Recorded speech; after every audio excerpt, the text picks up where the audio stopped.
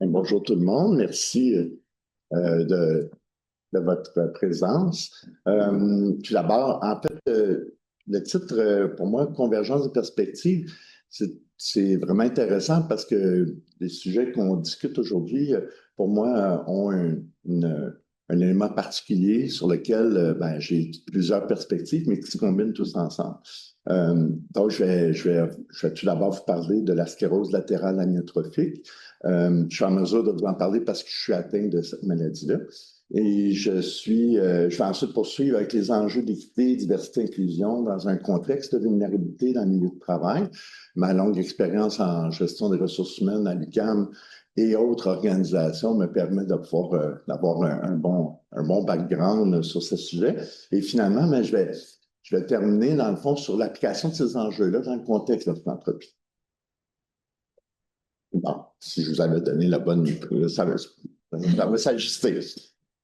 Euh, L'élément que j'ajouterais par rapport à ce que je viens de vous dire, mais en fait, je suis directeur général de la Fondation du CAM, mais tout ça est étroitement lié. Je ne serais pas directeur général de la Fondation du CAM si je n'avais pas eu mon diagnostic de sclérose latérale amyotrophique. Puis, je vais vous partager, c'est la première fois que je vais parler publiquement de travaux de recherche que j'ai fait dans le cadre de mon mémoire de maîtrise en gestion internationale. Parce que mes travaux de maîtrise sont directement reliés aussi à mon diagnostic. Fait que voilà, pour moi, je suis bien content de vous parler de ça aujourd'hui. Fait que je vais commencer par la première question. Je suis à la bonne place? Oui. Qu'est-ce que la sclérose latérale amyotrophique? Avant de répondre à cette question-là, j'aimerais savoir s'il y a des gens dans la salle là, à main levée qui n'ont aucune idée ou qui ne connaissent pas cette maladie-là. Est-ce qu'il y a des gens qui ne connaissent pas? OK. Et puis, ma deuxième question, je suis à l'autre côté du balancier. Est-ce que des gens qui connaissent la maladie parce ils ont eu des proches qui ont eu cette maladie? Fait que tout d'abord, merci d'être avec nous aujourd'hui. Je ne veux pas réveiller des vieilles blessures. Merci.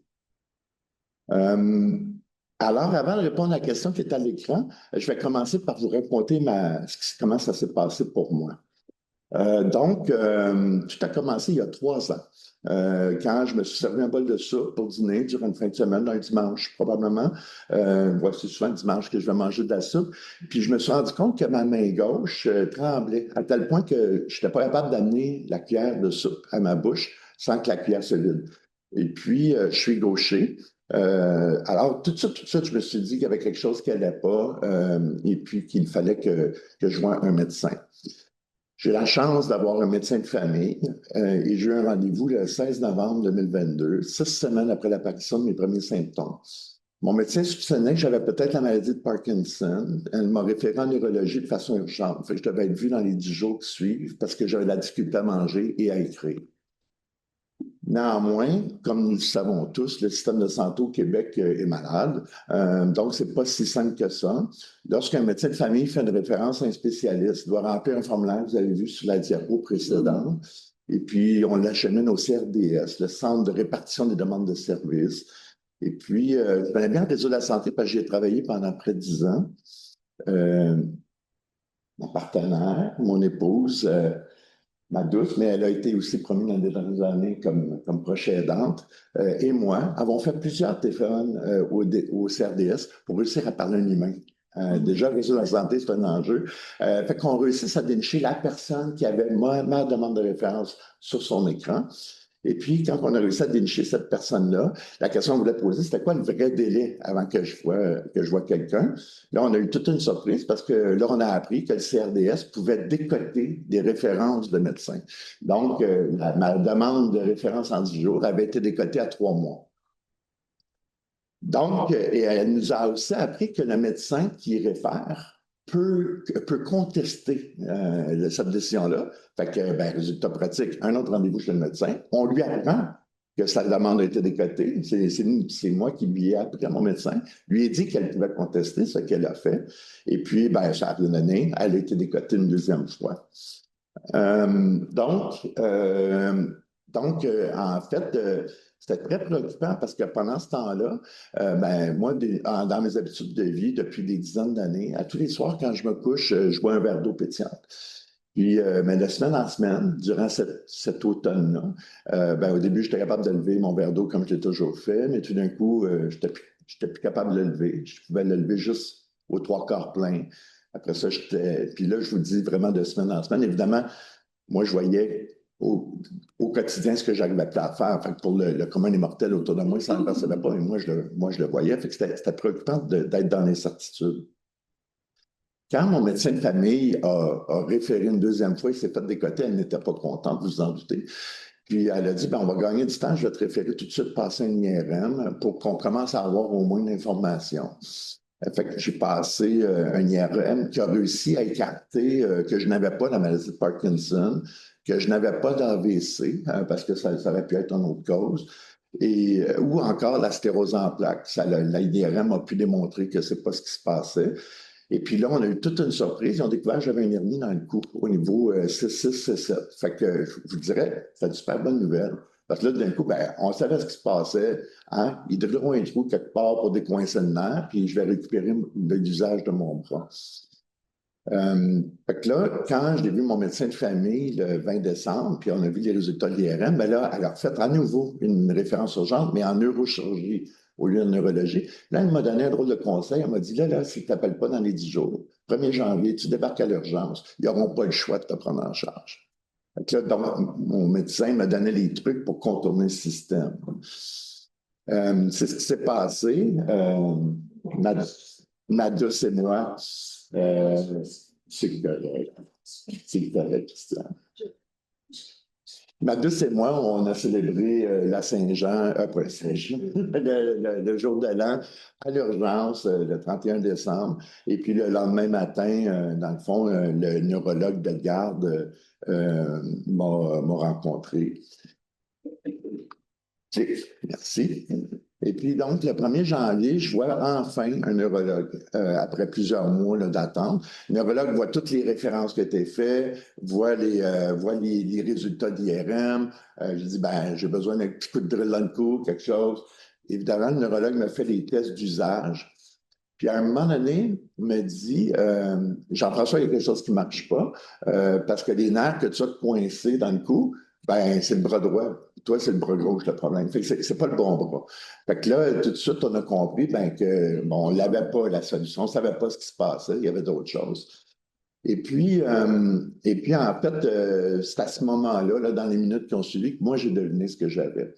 La raison, c'est que en 2014, comme beaucoup de monde, peut-être beaucoup de monde ici, j'ai fait le Ice Bucket Challenge. J'avais pas de cheveux dans ce temps-là. Puis les enfants sont pas mal plus petits qu'ils sont aujourd'hui. Mais j'ai fait l'Ice Bucket Challenge. J'avais encouragé des gens, comme plein de monde, c'était viral, hein, de lever des fonds pour la SLA.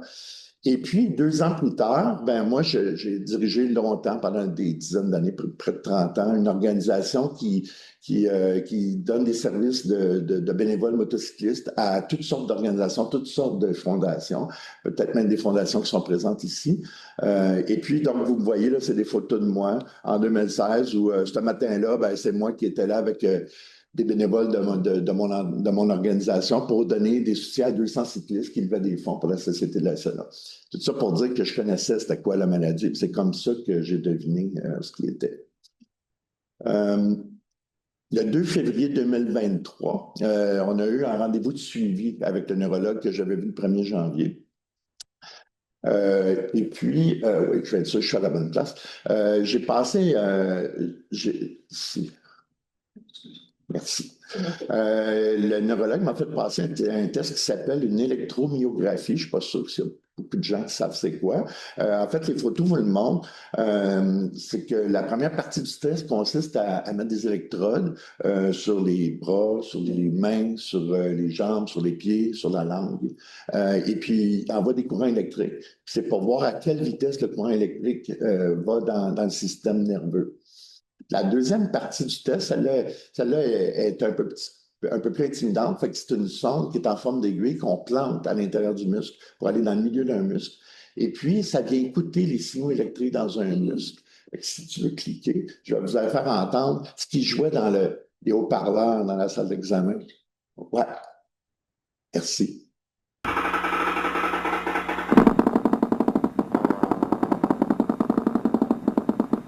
lui, il change. Vous allez voir, il change dans son contact.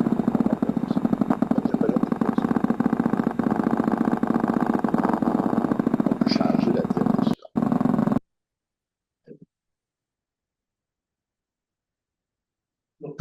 C'est bon? Tu peux aller à la suivante. Ah, c'est moi. Ben oui. Non, Ah, oui, ça marchait.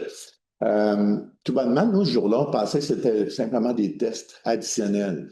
Et puis, qu'on avait un autre rendez-vous suivant pour avoir un diagnostic. Fait que quand on est retourné dans le bureau du neurologue, Sylvie et moi, ben, on s'attendait à ce qu'il nous fixe le prochain rendez-vous. Puis, mais c'est pas ça qui s'est passé. On a eu un diagnostic là, sur le champ. Dans le fond, le test d'électromyographie était le test qui permettait de confirmer que j'avais bien la sclérose latérale amyotrophique. Fait que si je reviens à la question de tantôt, c'est qu'est-ce que la sclérose latérale amyotrophique? C'est aussi connu sous le nom de la maladie Lou Gehrig en Amérique. En Europe, ils vont souvent, en France, ils vont appeler ça la maladie de Charcot ou encore la maladie du neurone moteur. Donc, c'est une maladie qui est neurodégénérative, qui est incurable et qui est fatale. Le système nerveux est compromis. Je fais juste regarder si je suis à la bonne place. Ouais, le système nerveux est compromis. J'ai encore des sensations dans mes nerfs. Je vais sentir le froid, le chaud, le toucher, la douleur. C'est plutôt les nerfs vers les muscles. Donc, les nerfs qui vont activer les muscles moteurs, où là, la communication se passe pas bien. Donc, les muscles moteurs n'arrivent plus à bien exécuter la commande du cerveau. Fait que dans mon cas, ça a commencé avec les membres supérieurs quand la maladie est apparue. Mais éventuellement, ben, j'arriverai plus à marcher, j'arriverai plus à parler, à avaler et à la fin à respirer. Il y a 4000 Canadiens qui sont atteints de la SLA. Chaque année, il y a 1000 personnes là, qui sont diagnostiquées. Le nombre de personnes atteintes de la SLA au Canada est assez stable parce qu'il y a à peu près autant de diagnostics que de décès. Donc, c'est pour ça que le nombre ne bouge pas tant. Et puis ensuite, l'espérance de vie est assez courte. Donc, chez 80 des personnes atteintes de la SLA, ils décèdent dans un délai de 2 à 5 ans suite au diagnostic. Vous comprendrez souvent quand moi je parle que ça fait 3 ans que je célèbre l'apparition de mes symptômes, mais je suis déjà en train de battre les statistiques. La SLA peut frapper n'importe qui. Il y a 10% des cas qui peuvent s'expliquer par la génétique. Il y a 90% des cas, comme moi, que c'est inexplicable. La recherche ne permet pas, on sait très bien qu'est-ce que la SLA fait, mais on ne sait pas pourquoi. On ne connaît pas les causes.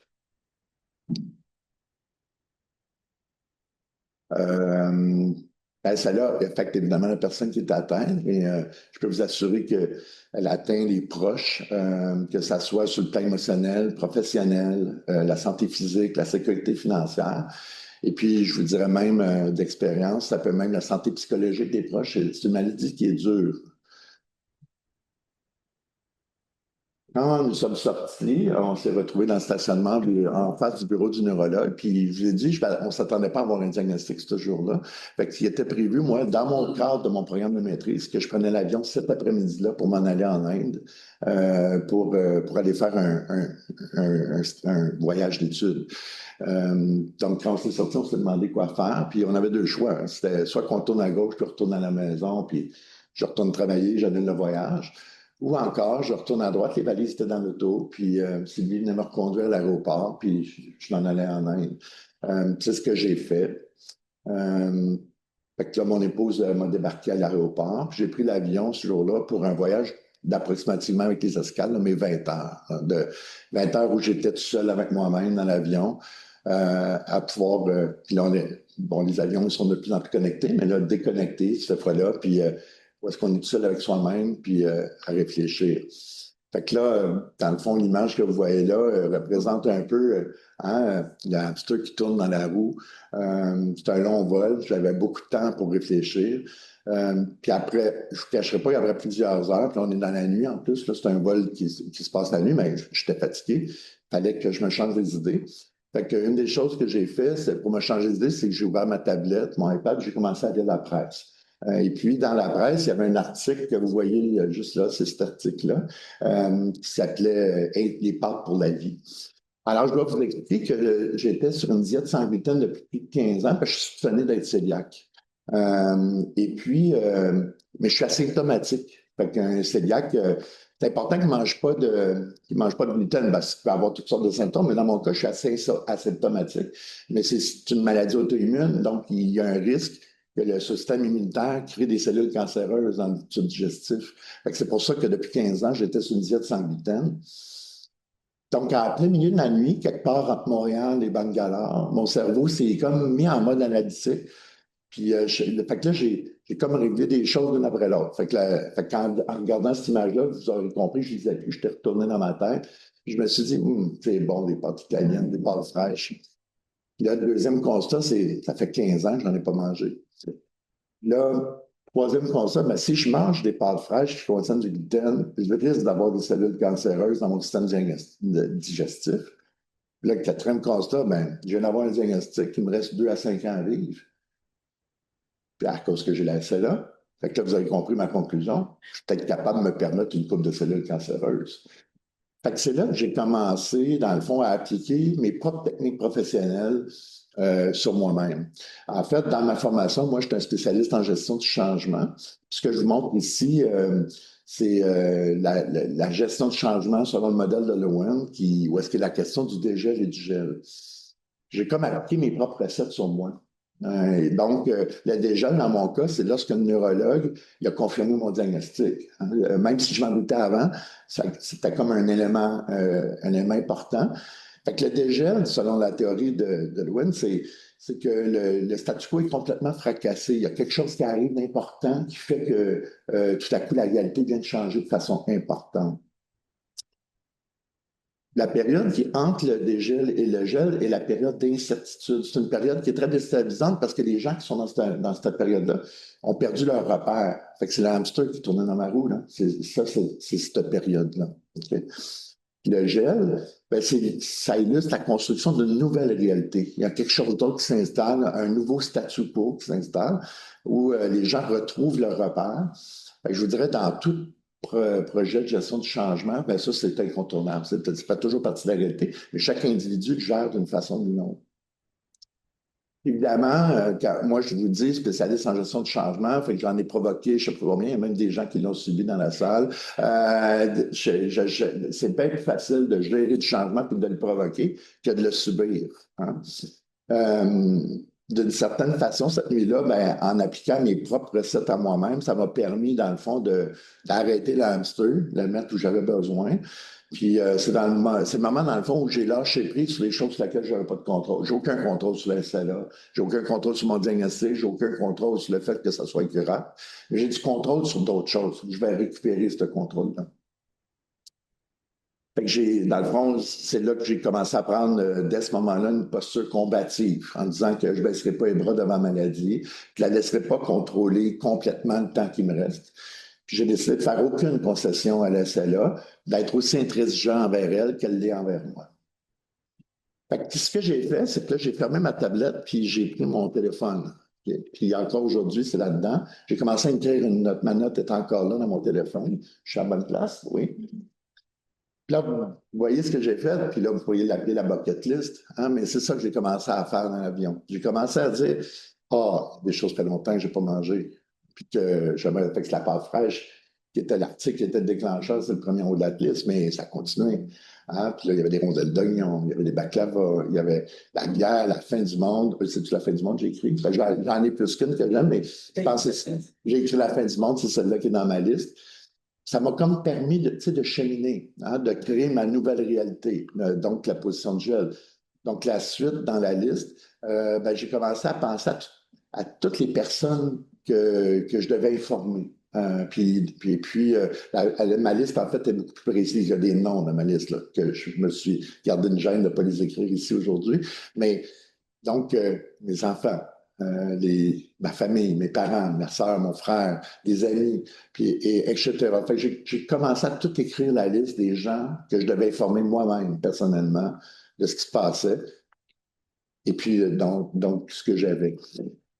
La liste a continué aussi dans quoi faire, des choses que j'avais besoin de faire. Fait que là, il y avait Au niveau de mes enfants, à ce moment-là, ils étaient tous les deux études. Et puis, ben, je travaille en ressources humaines. Et donc, leur perspective professionnelle dans l'avenir, ben, tout parent s'inquiète, dans le fond, que leurs enfants réussissent. Ben, vous aurez compris qu'il était haut dans ma liste que je réussisse à aider mes enfants à passer dans le marché du travail. Un autre élément, j'avais un proche qui vivait des enjeux de santé mentale importants, des idées suicidaires, vraiment une période difficile. Puis, à un moment donné, j'ai eu une conversation avec cette personne-là en disant, regarde, moi, là, mon corps est en train de me lâcher, il va falloir que je fasse des exercices alors que j'ai jamais fait ça. Si moi, je prends soin de moi, on fait un pacte ensemble, je vais vouloir que tu prennes soin de toi.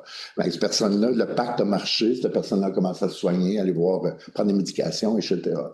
Fait que ça fait partie des choses que j'ai fait. On voulait faire des voyages. J'ai noté des voyages qu'on voulait faire ensemble. L'aide ménagère, évidemment, ben, bon, je suis peut-être pas un modèle dans le partage des tâches à la maison, mais j'en faisais plus. Puis là, ben, je savais que j'en ferais moins. Fait que là, comment on fait compenser ce que j'arrive plus à faire? Fait que, ouais, aujourd'hui, le robot balayeuse a passé. Fait que voilà. Donc, trouver des trucs pour compenser parce que j'arriverais à moins en faire. Puis évidemment, ben, quand j'arrive à la fin de la liste, j'arrive dans les bouts un peu plus difficiles, mais vous comprenez mon cheminement. Qu'est-ce qui va se passer à mon décès? Comment j'assure l'avenir de ma famille, l'assurance vie, le testament, etc. Puis éventuellement aussi des questions, en fait, puis je travaille comme ça, les gens qui travaillent avec moi, ils savent. Moi, j'écris des listes. Une fois que j'ai écrit quelque chose, ben, je peux l'évacuer de ma tête, passer à autre chose, ben, je sais que c'est écrit. Puis quand c'est coché, ben, je peux l'évacuer parce que c'est réglé. Mais je peux écrire aussi des choses qui ne sont pas faites encore, mais je n'ai pas besoin de se réfléchir parce que je sais que c'est écrit dans la liste. Donc, l'acharnement médical, l'aide médicale à mourir, c'est écrit dans ma liste, mais ce n'est pas coché encore. Je n'ai pas besoin de penser à ça tout de suite, plus tard. J'en arrive à la deuxième partie sur les enjeux de DI dans un contexte de vulnérabilité. Vous aurez peut-être remarqué la lanière que j'ai autour du cou. On a parlé beaucoup d'handicap ce matin. Moi, je vais vous parler plus sur l'angle des handicaps invisibles. Donc, la lanière que je porte est une organisation internationale. Je vous ai mis le code si jamais vous êtes intéressé, qui permet aux gens de s'identifier comme ayant un handicap invisible. C'est difficile, les handicaps invisibles, parce que dans le fond, il peut être de tout ordre et puis il est invisible. Donc, l'handicap invisible, ça peut être neurologique, cognitif, neurodéveloppemental, physique, visuel, auditif, des difficultés sensorielles ou encore le traitement de l'information. Euh, donc, puis chaque handicap, on en a parlé un matin, ben, il y a une personne en l'air de ça. Donc l'handicap de un n'a pas nécessairement les mêmes impacts que l'handicap chez un autre. Quelques exemples d'handicap invisibles auxquels on ne pense peut-être pas, mais l'aphasie, l'asthme, l'autisme, les maladies digestives dont je vais parler, le crâne, colon irritable, stomie, la démence, le diabète, la dyslexie, l'endométriose, l'épilepsie, c'est tous des handicaps invisibles. La fibromyalgie, les migraines, c'est très handicapant. Je vous donne un exemple concret de l'impact d'un handicap difficile en vous parlant de moi, de mon expérience. Fait que là, je vais vous parler de ma journée du 1er octobre. Fait que vous pouvez voir ici, là, ça c'est ma bague intelligente là, qui me donne des rapports détaillés. Ben, il y a eu 3 moments saillants dans ma journée du 1er octobre. À 9h30 le matin, à 1h10, puis finalement soirée. Qu'est-ce qui s'est passé à 9h30 le matin? Ben, vous allez voir que j'ai fait une marche. Une marche de 11 minutes où j'ai fait 390 pas ici. Et puis, j'étudie les bons chiffres. 11 minutes, 514 pas. Puis vous avez remarqué, dans le fond, je partais du garage à l'UQAM pour me rendre au bureau de la Fondation, au coin de Maisonneuve. Mais vous remarquerez peut-être que je n'ai pas pris la ligne droite. Ça, c'est parce qu'il y a un ascenseur, que je ne qualifierai pas des mots que je pense de cet ascenseur-là, mais il est défectueux depuis 3 semaines. Fait que ça m'oblige à faire un détour, prendre un escalier roulant, donc de faire plus de pas. Puis l'impact, ben, vous voyez, j'ai une fréquence cardiaque moyenne de 121 battements par minute. Mais en fait, il y a un pic, le 121 battements par minute, c'est la moyenne. Fait que je suis pas mal certain que pour une marche de 514 pas, la plupart d'entre vous avaient un rythme cardiaque moins élevé que moi. Qu'est-ce que ça fait quand j'arrive au bureau? En fait, vous allez voir, puis c'est tout à fait normal, mais il y a un décalage entre le début de ma marche, je vais regarder l'heure du début de ma marche, puis l'heure où mon rythme cardiaque a commencé à augmenter, c'est un décalage. Donc, ben, j'arrive au bureau, j'ai chaud, je suis essoufflé, puis donc, je ne peux pas commencer à me plonger. En fait, je le fais des fois, mais bon, les gens qui travaillent avec moi, ils sont habitués. Si j'arrive à la dernière minute d'une réunion, ben, des fois, je cherche mon souffle, je suis obligé de m'essuyer le front, puis à cause de ma condition. Qu'est-ce qui s'est passé à 1h10? À 1h10, là, vous voyez, je pars, en fait, c'est du pavillon DS, le pavillon d'essai de l'UQAM, puis je me retourne au bureau. Fait que là, vous aurez compris, j'étais à dîner avec un collègue au Gilco, qui est un restaurant dans le pavillon d'essai ce jour-là. Et puis, fait que là, j'ai fait 11 minutes, 3, 4, je suis sur la bonne diapo, là. Oui. 90 pas, puis ma fréquence cardiaque est en moyenne de 133. Puis encore là, ben, vous voyez le même pattern, là, où le rythme cardiaque, en fait, j'ai une pointe jusqu'à 141 là, à ce moment-là. La dernière, le souper. Qu'est-ce qui s'est passé à 20h? Ben, ce soir-là, Sylvie avait des engagements personnels. Fait que j'étais tout seul. J'étais seul. Ben, les enfants étaient que passe leur ordinateur. C'est comme si j'étais seul. Et puis, je devais me faire à manger puis souper. Puis, et puis pour moi, ben, bon, puis je vous l'assure, moi, quand je me fais à manger, c'est pas très compliqué. C'est relativement simple, mais dans le fond, 25 minutes. Vous voyez, en fait, c'est le temps de me faire à manger, mais aussi de manger. C'est fatigant pour moi de manger également. Là aussi, ben, vous pouvez voir que ma fréquence cardiaque a monté. Fait que l'enjeu de l'handicap invisible, si je reviens plus aux impacts par rapport à ça, c'est que tout d'abord, ils sont souvent mal compris. Ils sont souvent sous-déclarés. Fait que quand on pense à la notion d'accommodement d'un employeur, vous aurez compris que l'employeur n'est pas capable de faire grand-chose s'il ne sait pas. Et puis, finalement, il y a des enjeux de stigmatisation qui peuvent être très préoccupants.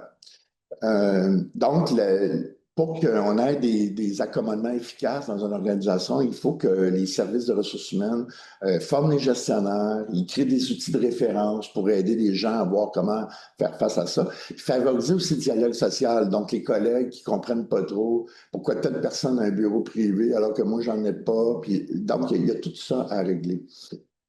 Je vais vous donner quelques exemples de stigmatisation que j'ai déjà observées et ou vécues.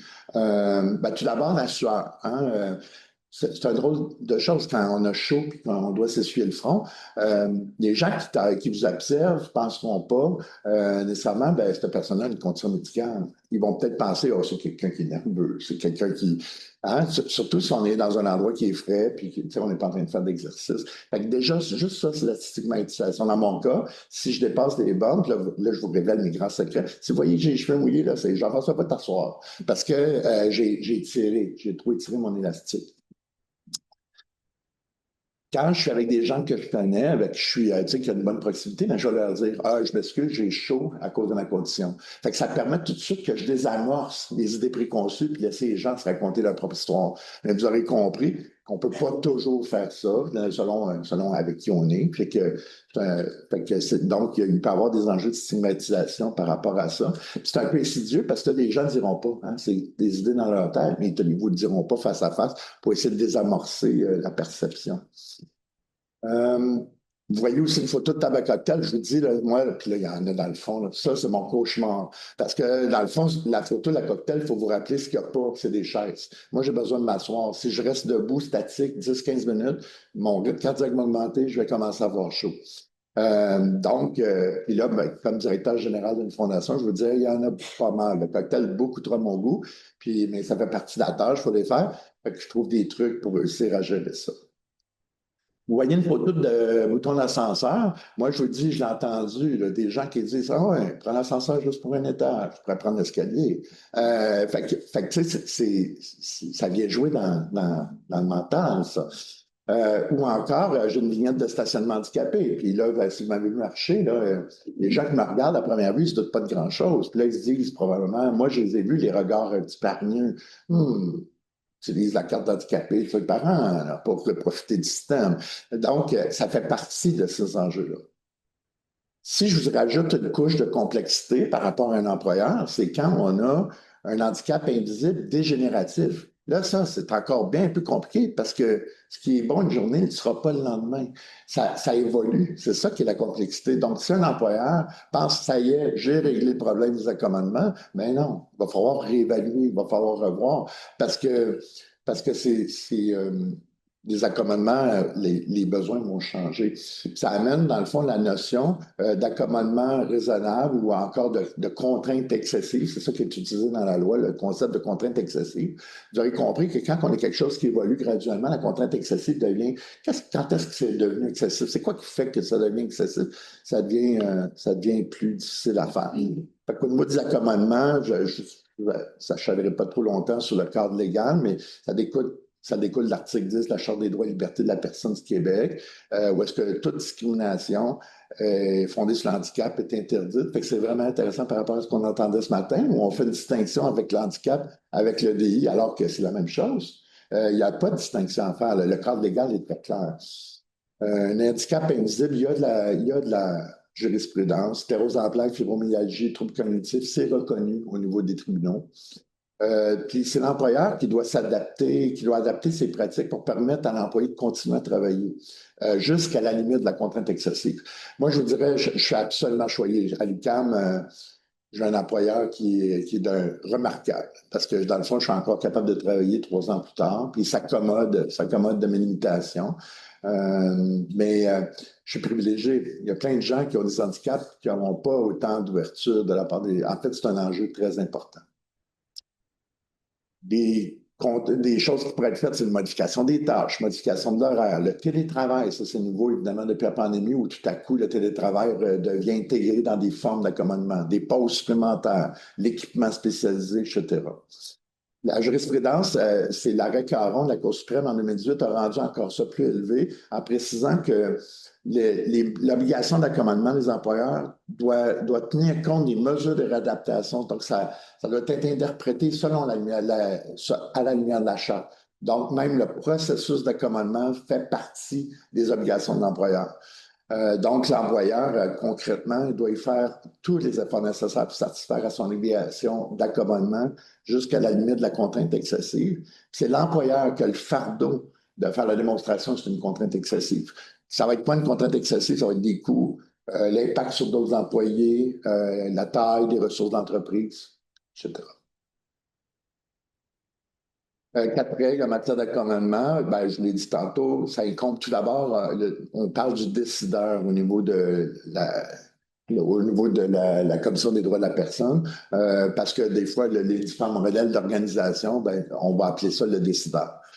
Et puis, c'est le décideur qui a le fardeau d'accommodement. Donc, on parle vraiment des individus, pas juste des organisations. Fait que quelqu'un qui fait de la discrimination peut être à la limite poursuivi personnellement. En cas de litige, c'est le décideur qui doit faire la preuve, qui a fourni tous les efforts.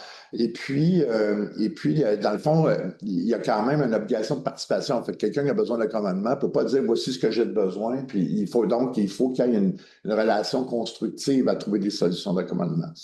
La deuxième règle, c'est que c'est le décideur qui a une obligation de moyens, pas de résultats. Fait que c'est pas parce que il y a des moyens qui ont été mis en place et que ça ne fonctionne pas que dans le fond, ce n'est pas le résultat là, qui est l'obligation du côté de l'employeur.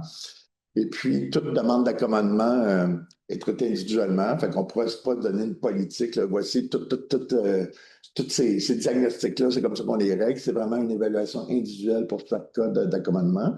Puis finalement, je l'ai mentionné, dans le fond, il doit y avoir une collaboration dans la recherche de solutions. Évidemment, si on est dans un milieu syndiqué, le syndicat va être une partie prenante aussi pour faire ça. Dernier élément par rapport au cadre d'emploi, il y a quelque chose qui s'est rajouté dans les dernières années pour les employeurs, c'est au niveau de la gestion des risques en santé et sécurité, il s'est rajouté des facteurs de risque psychosociaux. Fait que depuis de nombreuses années, les employeurs doivent prévenir, cesser toute forme de harcèlement. Mais avec le projet de loi 59 et la loi 27, la notion de prévention des risques psychosociaux s'est ajoutée. Fait qu'on va voir dans les prochaines années comment la jurisprudence va évoluer, mais tantôt, je parlais d'exemples de stigmatisation.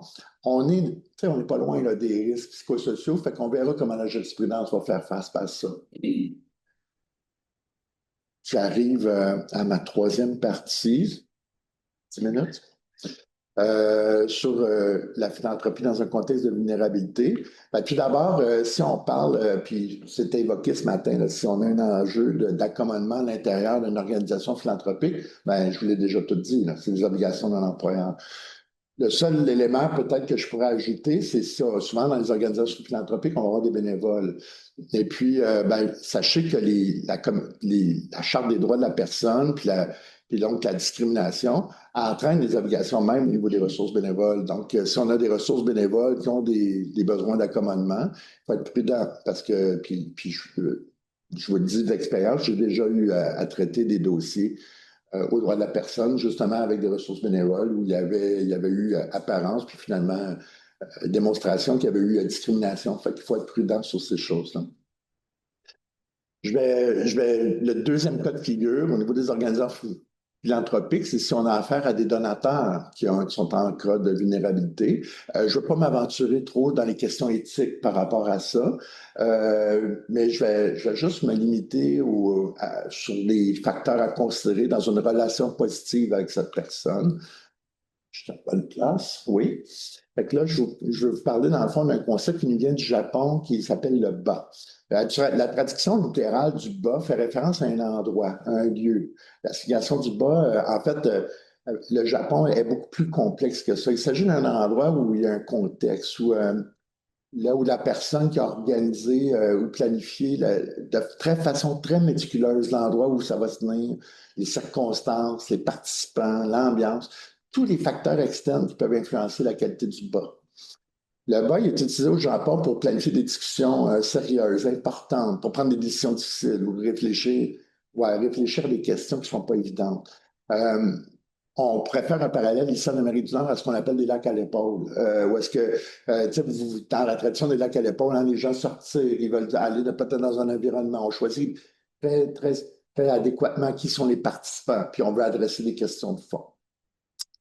Mais un bas, ça peut aussi s'appliquer à une conversation importante entre deux personnes. On trouve trois conditions essentielles pour un bas.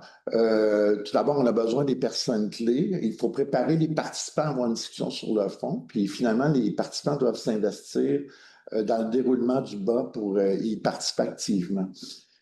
En fait, je vous ai fait un peu un exemple de ce que pourrait être un bas avec la première partie de ce que je vous ai dit. Parce que je vous ai parlé d'éléments qui peuvent générer des émotions, qui peuvent créer. On est dans un endroit super beau. Toutes les gens qui sont ici ont été choisis. On a des caractéristiques en commun, que ça soit, bon, c'est la philanthropie qui nous rejoint. Fait que dans le fond, vous voyez, on est peut-être qu'on l'a, vous me direz plus tard, mais on est tout près du concept d'un bas. En fait, les recherches que j'ai faites, en fait, j'ai commencé par l'observer, puis là, je faisais mes travaux de recherche, fait que je me suis mis comme en mode analytique, puis là, je suis rendu à le prédire. À chaque fois que j'ai fait des révélations de mon diagnostic à des gens qui m'étaient proches, j'ai eu la surprise d'avoir des confidences en retour. Parce que là, il y a comme un safe space qui s'installe, puis là, une conversation plus sur le fond. Puis là, je vous dis des gens qui m'ont révélé des problèmes familiaux, des séparations, des enjeux de santé, qu'en temps normal, il ne m'aurait pas parlé. Mais parce que j'avais comme créé cet environnement-là, parce que je préparais de façon très, très, très, très précise à chaque fois que j'avais besoin de divulguer mon diagnostic. Puis je prenais exactement ce que j'ai fait avec vous. Je commençais par demander qui savait c'était quoi. Puis pour pouvoir accompagner les gens dans la réflexion. On n'annonce pas qu'on va décider comme ça sur le coin d'une table, mais aussi faire très, très attention à ceux qui savaient c'était quoi. Fait que voilà, fait que vous voyez un petit peu la façon. En fait, quand un boss passe, la conversation prend une qualité particulière, un échange particulier. On sent qu'il y a quelque chose qui se passe, puis là, d'un coup, on est en mesure de pouvoir avoir une conversation sur le fond qui permet peut-être d'aller plus loin qu'une conversation normale. Je l'ai dit, je l'ai observé parce que je faisais mes travaux de recherche, fait que j'étais rendu à dire, ben, je vais voir qu'est-ce que je vais apprendre aujourd'hui, puis c'est exactement ce qui s'est passé. Fait que dans le fond, l'objet de mon action aujourd'hui, c'est pas de créer un bas avec vous, mais dans le fond, on n'est pas loin de ça. Et puis, si on avait peut-être été en petit groupe, si je vous avais passé le micro pour savoir comment vous réagissez, probablement ça qui serait passé pour plusieurs d'entre vous. C'est la meilleure façon que j'ai de vous expliquer le bas.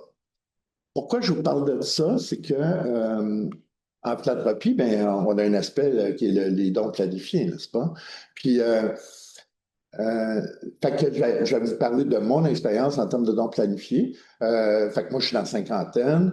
Je réalise que ma carrière professionnelle, ben, je viens de perdre 12 à 15 ans de ma carrière professionnelle. Au moment de mon diagnostic, j'avais entrepris, comme vous le voyez, mon programme de maîtrise. Je préparais mes prochains sauts professionnels pour le futur. Puis là, ben, je vais perdre 12 à 15 ans de salaire. J'ai une hypothèque, j'ai des dettes. Fait que là, ben là, tu sais, je pensais régler ça dans les 12 à 15 ans qui me restent à travailler. Puis, évidemment, ma condition va faire que je vais avoir besoin de soins médicaux qui vont probablement coûter très cher dans le futur. Puis, je ne veux pas laisser mes proches dans le besoin.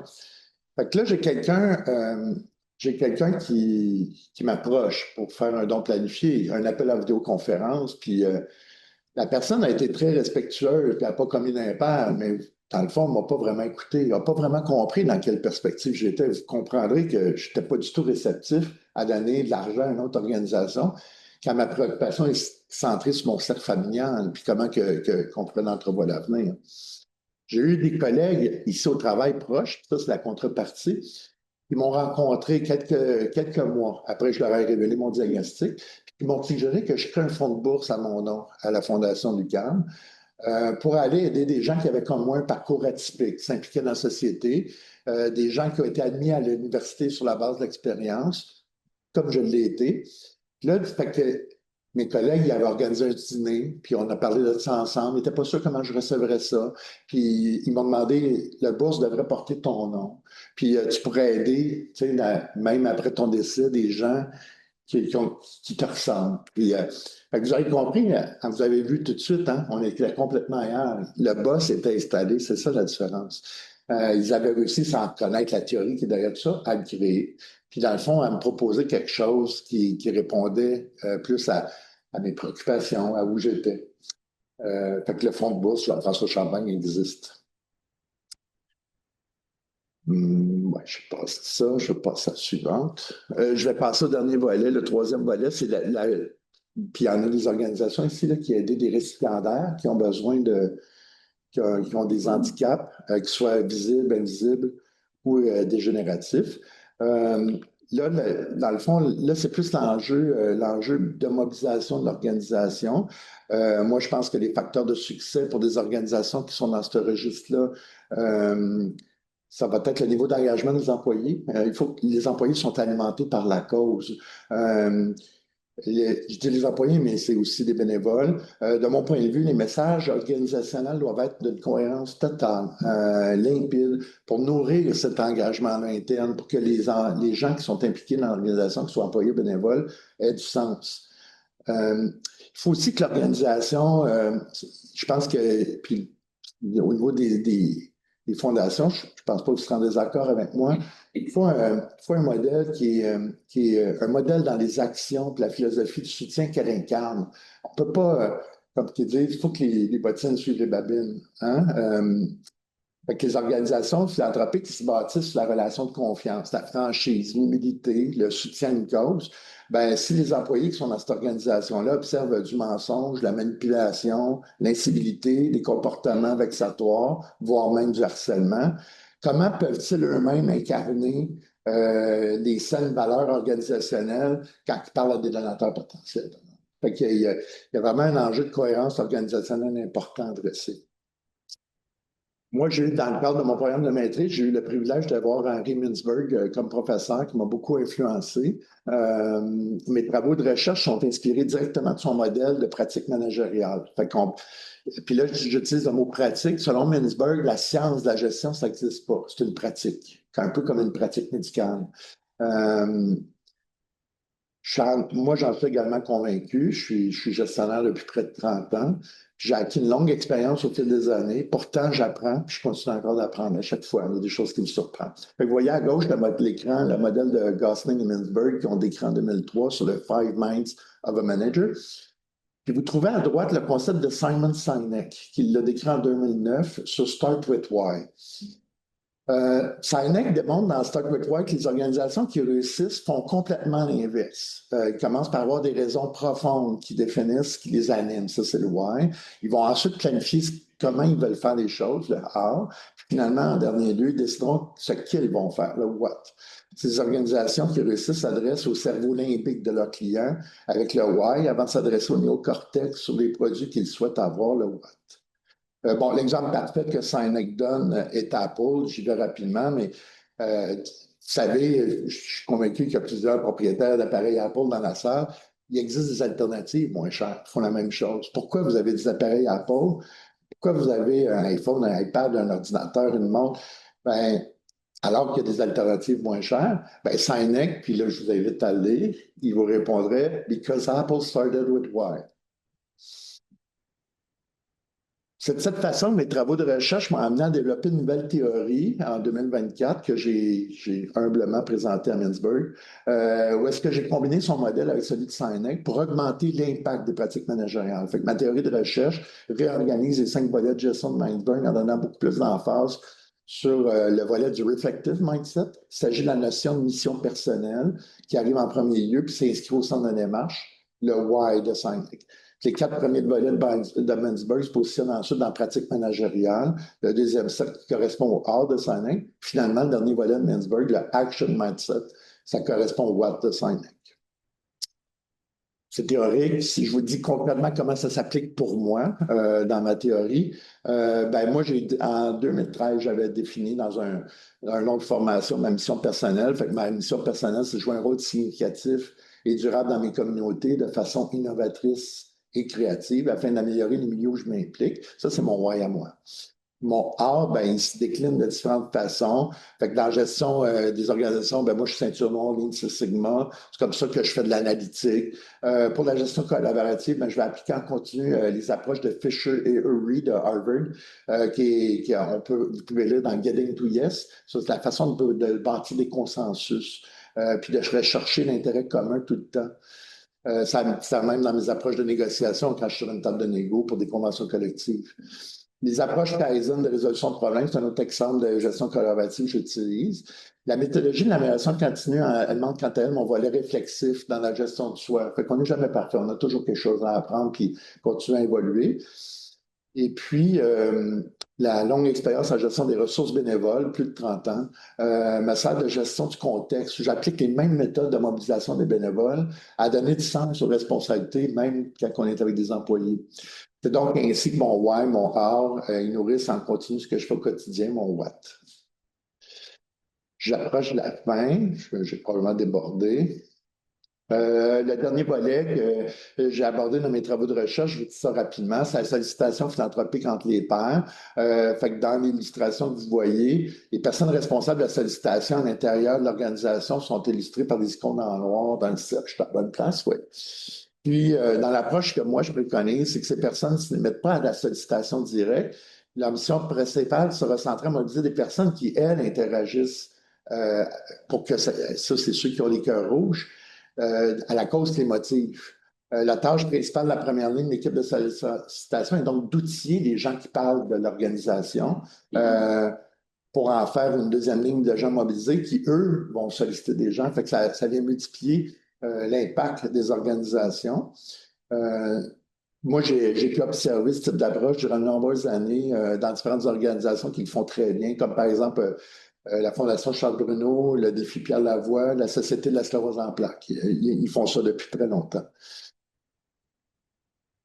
Je prends quelques minutes pour vous parler de 4 projets dans lesquels je m'implique personnellement. Mon projet de recherche, Capture SLA, ben ça, c'est un projet canadien où on monte des biobanques. Fait que je passe des IRM, des tests cognitifs à tous les 3 mois. Je compte plus le nombre de prises de sang, etc. Puis ça, c'est pour essayer de mieux comprendre les causes de la SLA. Donc, créer cette biobanque-là va permettre de faire d'autres recherches pour mieux comprendre. Il y a un autre élément de recherche dont je fais partie, c'est le CNDR, c'est un registre national. En fait, la SLA n'est pas une maladie à déclaration obligatoire, fait qu'on n'est pas sûr si on a tout le monde. Fait que créer un registre, encore là, vient permettre de nourrir d'autres recherches. Au niveau de la vulnérabilité des récipiendaires, là, je ne suis pas sûr si la vidéo, je vais avoir besoin de toi, mais c'est quelque chose que je vais vous montrer. Si tu peux le partir, ça dure 2 minutes.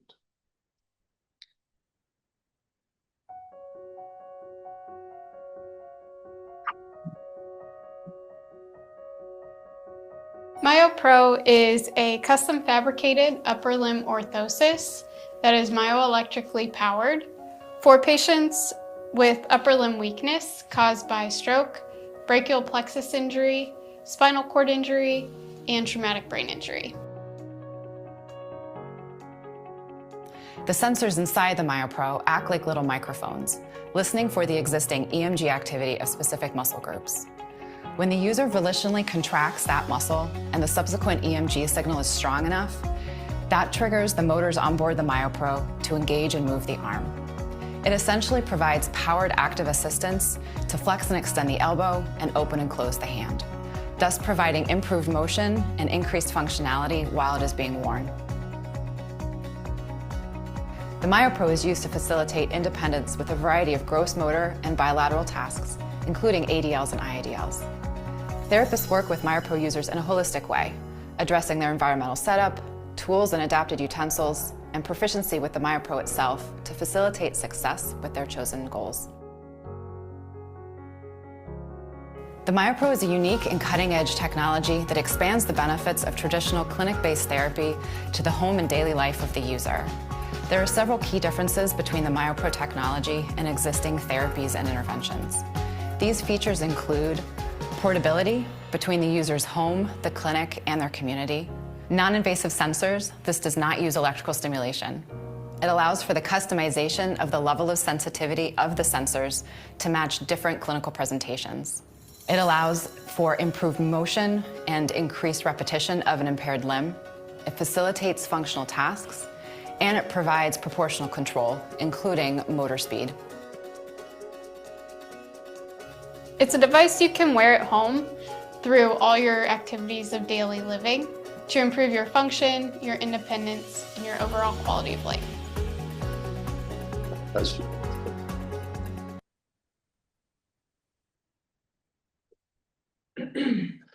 Fait que, je vous annonce en primeur, avant-hier, j'étais aux États-Unis avec Sylvie, puis après 5 mois d'efforts, j'ai réussi à convaincre MyoPro de me rencontrer puis de m'évaluer parce qu'ils avaient beaucoup d'inquiétudes par rapport à la SLA, qui est une maladie neurodégénérative. Vous aurez compris que cette orthèse-là sert à la réadaptation, fait que là, c'est comme une utilisation inverse.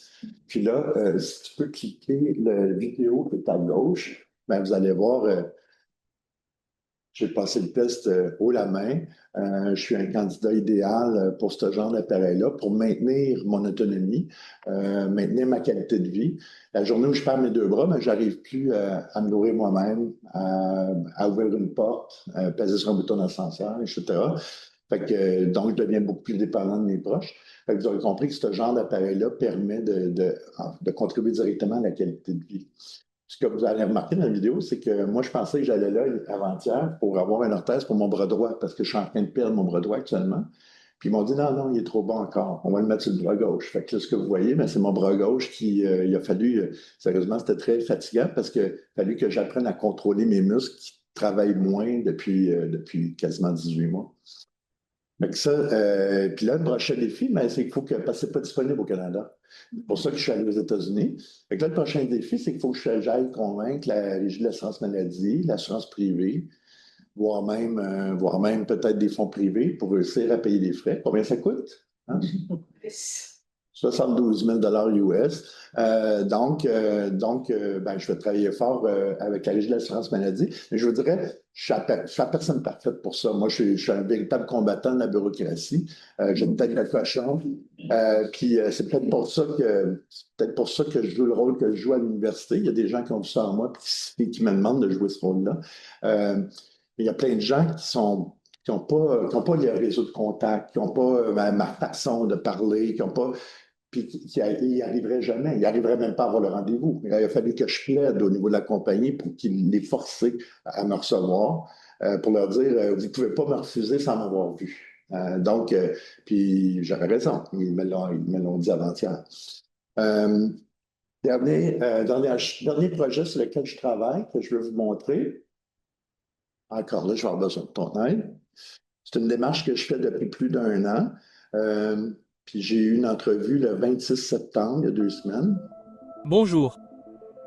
Nous sommes ravis de vous présenter l'étude PRIME de Neuralink, le premier essai clinique d'un dispositif expérimental révolutionnaire qui pourrait contribuer à transformer la vie des personnes paralysées. Imaginez la joie de pouvoir communiquer avec vos proches, de naviguer sur le web ou même de jouer à des jeux en utilisant uniquement vos pensées. Cela est rendu possible grâce à la pose d'un petit implant esthétiquement invisible dans une partie de votre cerveau qui planifie les mouvements. L'appareil est conçu pour interpréter votre activité neuronale afin que vous puissiez utiliser un ordinateur ou un smartphone en pensant simplement à bouger. Aucun fil ni mouvement physique n'est requis. En participant à l'étude PRIME, vous contribuerez à redéfinir les limites des capacités humaines. Si vous avez vécu avec une tétraplégie due à une lésion de la moelle épinière ou à la SLA, vous pourriez être admissible à l'étude PRIME. Nous serions ravis d'en savoir plus avec vous et de vous y impliquer. Visitez notre site web dès aujourd'hui pour en savoir plus et soumettre votre candidature. Nous vous accompagnerons avec une équipe dédiée à chaque étape de ce voyage révolutionnaire. Votre courage et votre contribution pourraient façonner de manière significative l'avenir de l'interaction et de l'indépendance, non seulement pour vous, mais pour d'innombrables autres personnes. Ça fait 15 mois que j'ai déposé ma candidature. J'ai fait beaucoup de bruit à différents endroits pour réussir à leur parler. J'ai finalement réussi à avoir une entrevue le 26 septembre où ils m'ont confirmé que j'étais un candidat parfait pour ça. Ils cherchent 6 patients au Canada pour faire des tests cliniques. Et puis, normalement, je serais le patient numéro 3. L'enjeu qu'il y a, c'est que Santé Canada a mis des contraintes au projet de recherche. Fait que Santé Canada a dit à Neuralink, vous pouvez faire ces tests-là sur des gens atteints de la SLA, mais seulement s'ils sont non ambulatoires. Ça veut dire quelqu'un qui ne marche pas. Il y a un fonctionnaire quelque part chez Santé Canada qui ne comprend même pas c'est quoi la SLA. Fait que ma seule réponse est de dire, ben, si vous attendez assez longtemps, ça va arriver. Mais donc, vous voyez ma prochaine bataille, ça va être de pouvoir voir. Mais ça ouvre la porte, surtout que tout à coup, notre cerveau a une antenne Bluetooth, ben, ça permet que l'ordinateur, on peut envoyer des courriels, il peut parler à notre place, on peut contrôler un fauteuil roulant, etc. Donc, c'est l'avenir. Je prends une dernière minute de votre temps. Je sais que j'ai débordé, mais pour vous parler de la société de la SLA, donc les services sont rendus pour des personnes atteintes, des proches, des professionnels de la santé, sensibilisation et les défenses des droits. Tantôt, j'ai parlé de... Moi, je me débrouille bien avec les accommodements, mais il y a des gens pour qui ont besoin de soutien par rapport à ça. La recherche, la Société de la SLA finance beaucoup de recherche. Comment, si vous souhaitez vous impliquer au niveau de la Société de la SLA, mais il y a moyen de devenir bénévole, de participer à un événement, de créer une collecte de fonds ou encore de faire un don. Fait que je vous ai mis des codes QR si jamais vous souhaitez soutenir la Société.